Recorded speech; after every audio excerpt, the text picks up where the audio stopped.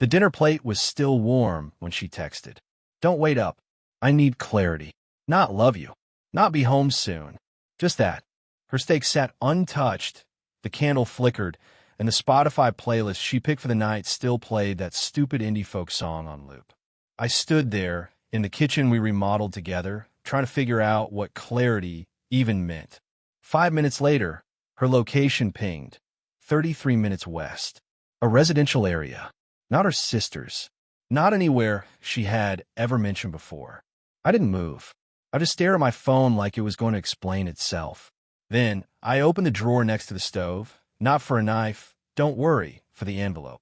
The one I had started filling weeks ago with receipts, printed screenshots, the motel reservation she claimed was for a wellness retreat. I never confronted her. I kept adding things. Quietly. Like I was building a case in court I hoped I'd never have to present. She always said I overthink, that I invent sadness. But I wasn't inventing anything anymore. I was documenting.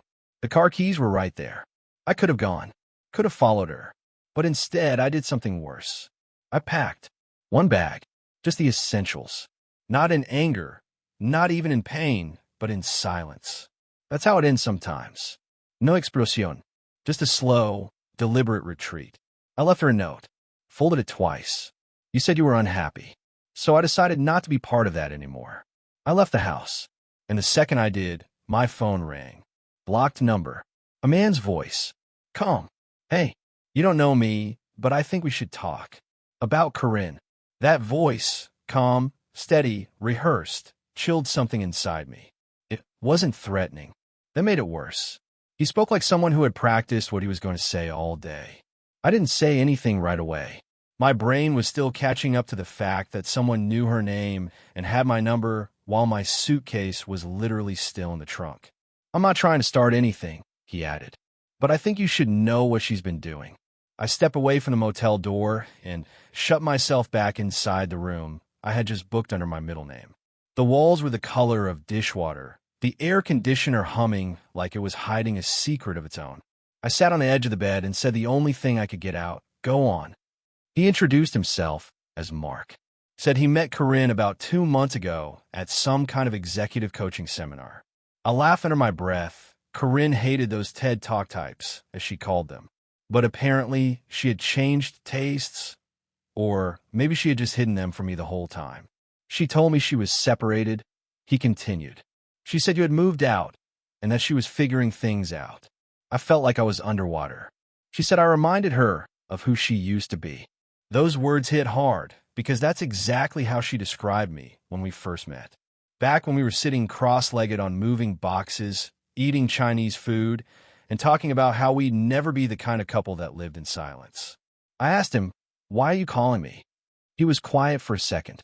Because I believed her, he said. Until last night.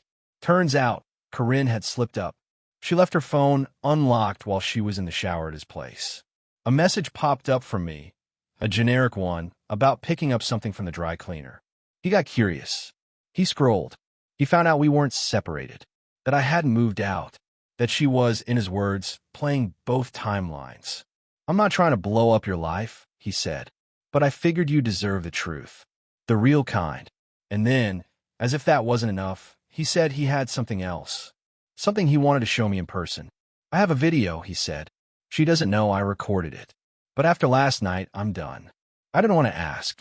But of course I did. What's on it? His voice dropped an octave. Let's just say, it's the kind of truth that makes everything before it feel like a lie. I told him to meet me the next day at a diner halfway between our towns. Neutral ground. Public enough. After I hung up, I sat in the dark room for hours. The motel buzzed with the occasional thump of footsteps above me, the rattle of an ice machine, the world moving on as if none of this mattered. But it mattered to me, because this was the first time I realized I didn't really know the person I married. She was clever, meticulous, always 3 steps ahead. And if Mark was telling the truth, then this wasn't some random betrayal. This was a long con, one that required time, layers, and cold execution. And yet, part of me still wanted her to call, just to say something, anything. Instead, the only message I got was from our bank. Joint withdrawal, $2,000. Location, Highland Park. She was still moving money around, still calculating, still one step ahead. But I was finally stepping off the game board. And tomorrow, I'd see the video that would prove whether I'd spent the last 7 years married to a person or a performance. Mark was already seated when I got to the diner. He had the kind of face that looked like it used to smile a lot more often, but right now, it was hollow. No small talk, no awkward handshake. Just a slow nod as I slid into the booth across from him, the vinyl seat crackling beneath me like it was bracing for impact. He had a flash drive on the table. No label, no case, just bare metal and a sense of finality. She doesn't know I kept it, he said. I probably shouldn't have, but something about the way she spoke to me. I don't know, man. She made me feel like I was disposable the moment she got what she wanted. I didn't ask what that was. I already knew. Validation, attention, control. He slid the flash drive across the table. You should see it, he said. But I'm warning you, it's not what you think. I took it, but I didn't plug it into my laptop right away. Instead, I just looked at him. Really looked. His shirt was buttoned wrong, one button off. His eyes were red. And when the waitress came by, he ordered black coffee and didn't touch it. Why did she pick you? I asked, not because I blamed him, I didn't, but because I wanted to understand the psychology behind it. Corinne wasn't reckless. She was a strategist. He hesitated. I asked her the same thing. You know what she said? She said, "You're the version of Simon that never got soft." That hit me like a punch to the chest. She said, "You used to be wild." Mark continued, "But now you live like a calendar." She said, "You stopped living when your dad died." I blinked. "She told you about my dad?" He nodded. It wasn't just betrayal anymore. It was weaponization of my grief. I left the diner before finishing my own coffee. I thanked Mark, not because I wanted to, but because he didn't owe me the truth, and he gave it anyway. I drove to a parking lot near a closed-down bookstore and opened my laptop. The air was stale. I plugged in the drive. There were 3 files. A video titled Reflection.mp4, a folder named Recordings, a text file called If You Found This. I opened the video first. The screen was black for a few seconds, then static, then her voice, not speaking to the camera, but to someone off-screen. "You know what I hate most about him?" she said, with that low laugh she always saved for gossip. "He says sorry before he says anything else, like he's apologizing for existing." Then she stepped into view, wearing my t-shirt, in someone else's apartment. Mark's apartment. She looked happy, loose, the version of her I hadn't seen in years. But what shocked me most wasn't what she was doing. It was what she wasn't hiding. She knew she was being filmed. She looked directly into the camera, no shame, and said, "If he ever sees this, maybe he'll understand. This is what being alive looks like." I paused the video. Everything felt numb. I didn't cry. I didn't scream. I just sat there in that dead bookstore parking lot, surrounded by ghosts of stories more honest than the one I'd been living. Eventually, I opened the text file. Her writing. I recognized the way she formatted lists. "If you found this, it means I was sloppy. Or maybe I wanted you to. Maybe this is my way of giving you closure. You were a good man. Too good. You smothered me with kindness and called it love. I needed to breathe. Don't chase me. Don't forgive me. Just live something real, Simon." This wasn't real anymore. She signed it with a name I hadn't seen her use since college. Corey. That carefree girl who didn't drink her coffee black and didn't count macros. And now she was someone I didn't know at all. But as I was about to unplug the flash drive, I opened the recordings folder. I wish I hadn't, because the voice I heard next wasn't hers. It was my brother. The first recording started with laughter. Not hers, his. It was a laugh I knew too well. A laugh that echoed through every Thanksgiving, every childhood Christmas, every backyard barbecue. It was the laugh of someone who used to defend me in schoolyard fights, who once punched a guy in the face for calling me weak. The laugh of my older brother, Darren. I sat in the front seat of my car, hands frozen on the keyboard as the recording played. I didn't even realize I was holding my breath until the sound of it rushed out, ragged and shallow. "Does he still pack your lunch?" Darren's voice asked, joking. Corinne giggled. That breathy, indulgent kind of laugh she only ever used when she wanted to feel younger. "No, He orders me wellness kits online now. Vitamins, adaptogens, and affirmation cards. You serious? Darren said. He's writing you love letters in vitamin form? More laughter. A rustle. Fabric shifting. Then her voice again, lower now. You know the worst part? She whispered. He thinks this is all just a rough patch. He keeps trying to fix it with soft things. Thoughtfulness. Breakfast in bed. Who wants toast when you're starving for something real? I should have stopped the recording there. I really should have. But I didn't. Because I needed to hear how deep the knife went. A long silence. Then Darren's voice again, quieter but not hesitant. You know, I always had a thing for you, right? I gripped the steering wheel with both hands, even though I wasn't driving. I needed to hold on to something. I figured that out the night you crashed our New Year's party in college, Corinne said. You kissed me in the hallway. You kissed me back. And then came the part I'll never forget. The part that made something inside me fracture. I only married Simon, she said, because he was safe. You were always chaos. But sometimes, I miss chaos. Silence. Then a sound I won't describe. Not because it was graphic, but because it was confirming. Because it was real. That's when I closed the laptop. Hard. As if slamming it shut would undo what I had heard. But the damage was done. The line had been crossed long before the recording. What I heard wasn't some drunken one-time mistake. It was familiarity. It was habit. It was history I had been completely blind to. They didn't just betray me. They rewrote the meaning of my marriage. Of my family. I thought about my mom. How she always said Darren was the charming one. How she always believed he'd settled down with someone wild and complicated. Someone who would challenge him. I guess he found that. In my wife. It wasn't just betrayal. It was recycling. Like I was some backup version of the life they both wanted, but didn't have the courage to choose openly. A placeholder. A man who offered stability while they fed on each other behind my back. I started to shake. Not from rage, from clarity. That kind Mark mentioned. The kind that doesn't set you free. It shatters the ground under your feet and leaves you standing in the wreckage, blinking. I didn't call Darren. I didn't call Corinne. I didn't scream or break things or drive in the night like some movie character with nowhere to go. I did something worse.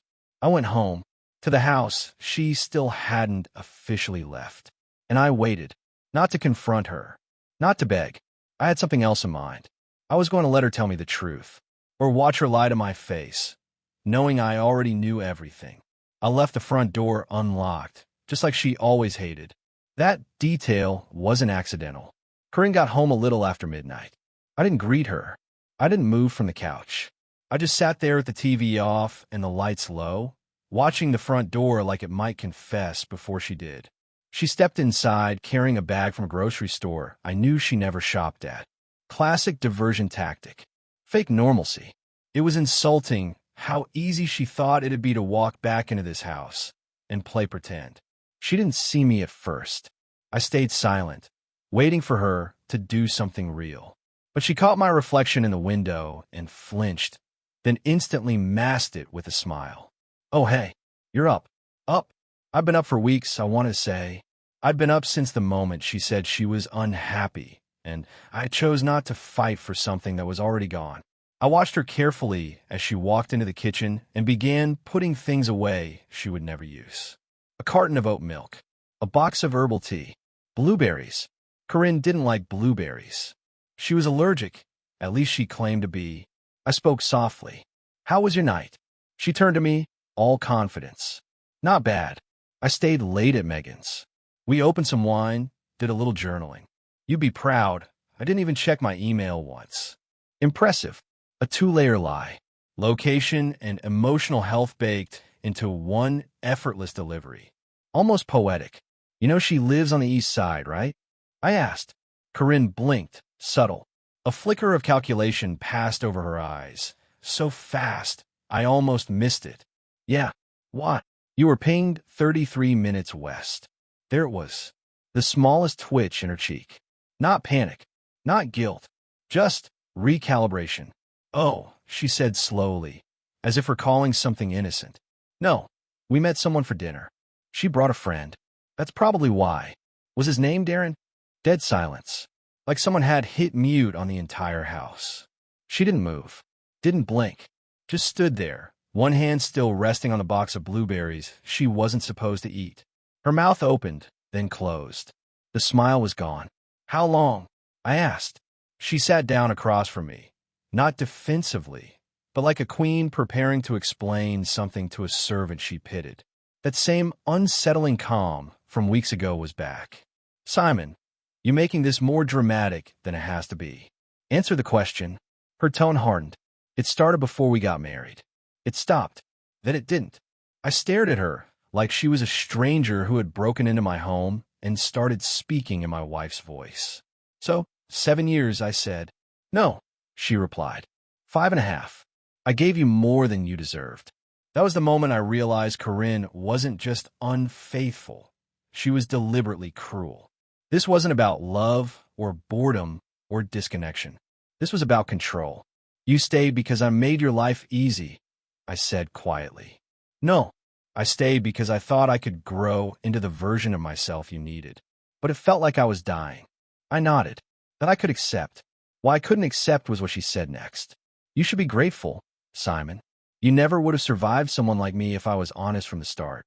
I stood up, not to yell, not to argue, but to finally make a decision. I picked up the envelope I had left on the kitchen counter. The same one filled with photos, screenshots, and that printed text message Darren once sent her. "You taste like unfinished business." I didn't hand it to her. I just said, "You'll find out what I do with this tomorrow." Her expression didn't change. Not really, but I caught something I hadn't seen in weeks. Doubt. Real, genuine uncertainty.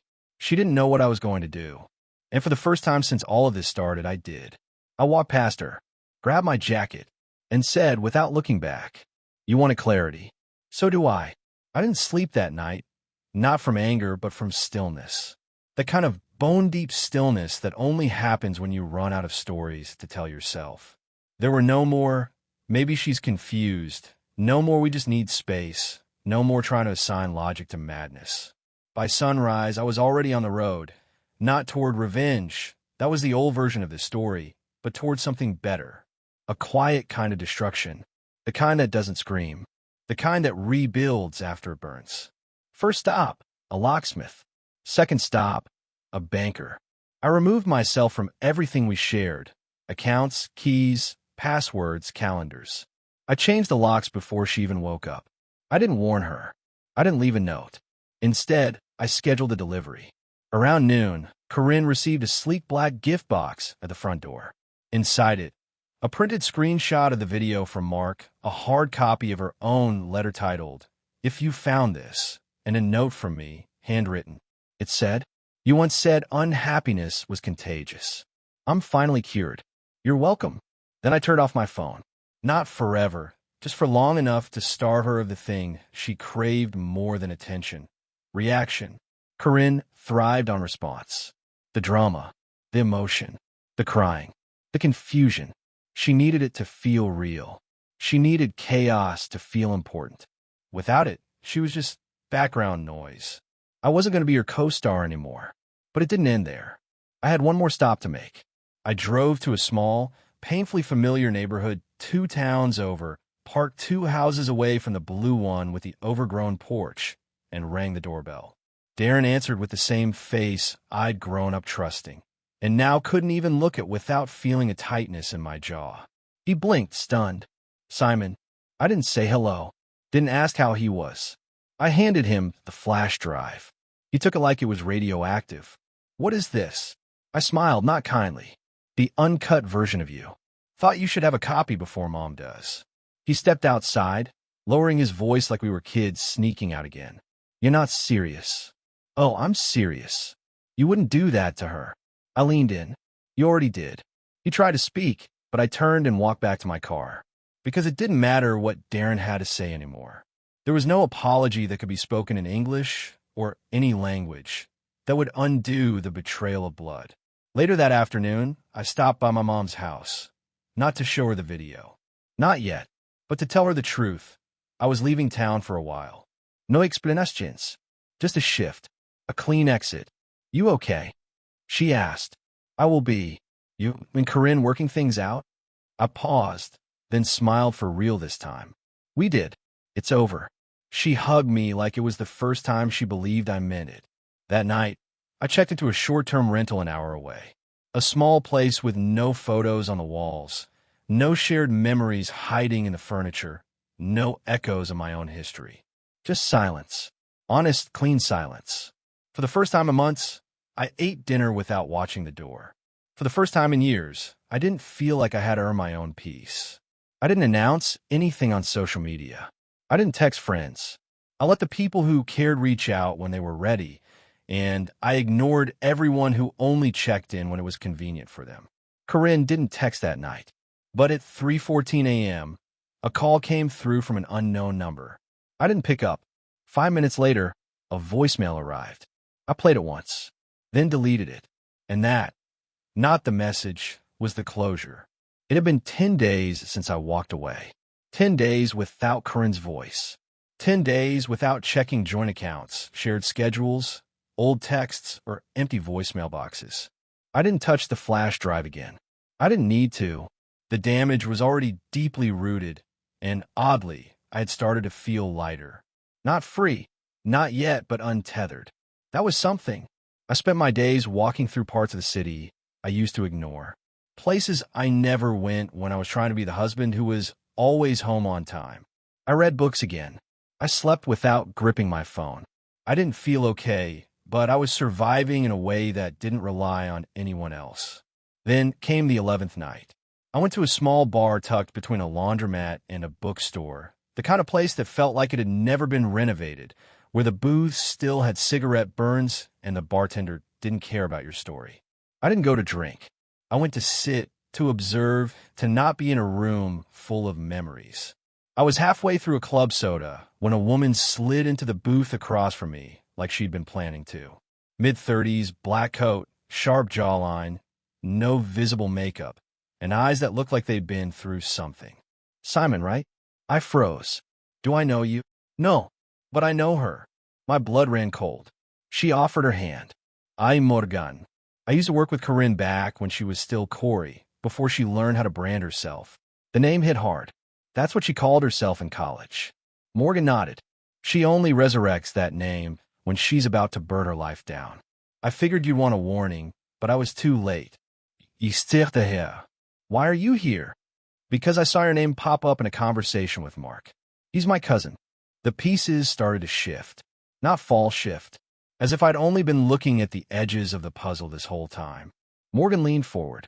Simon, she's done this before. My throat dried. What do you mean? I mean, she builds lives like scaffolding, climbs until she sees a better view, then jumps. No vuelve, no clean-up, just vanishes and lets the debris fall where it may. You're not the first. You might not even be the last. She cheated before. She recreates herself every time she gets bored. But it's not just cheating. It's erasure. She makes men fall in love with the fantasy of being safe. Then she lights that fantasy on fire just to watch who survives the smoke. I didn't speak. I couldn't. Morgan slid her phone across the table. You need to see something. It was a screenshot of an old private Facebook post 7 years ago. A different last name. A different man standing next to her on a beach. Same eyes. Same smile. The caption read, starting over, letting go of what drains me. This time it's about joy. I scrolled through the post. The comments were turned off. The profile was deactivated a few days later.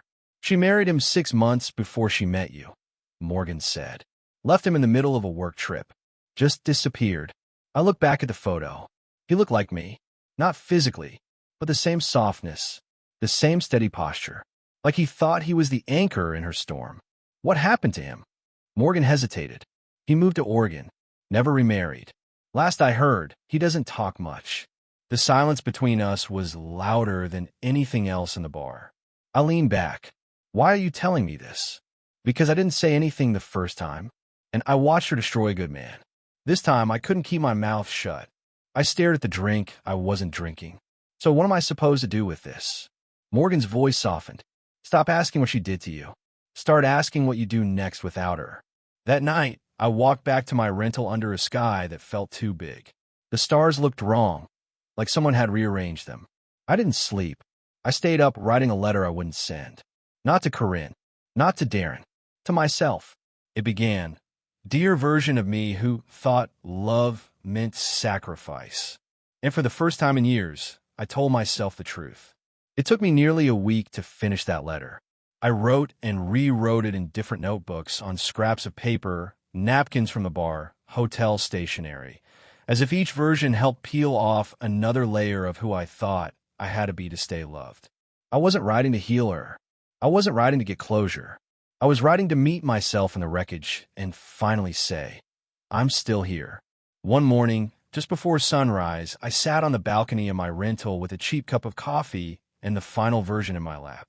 It wasn't long, and it wasn't poetic, but it was honest. Here's how it ended. You left saying you needed happiness.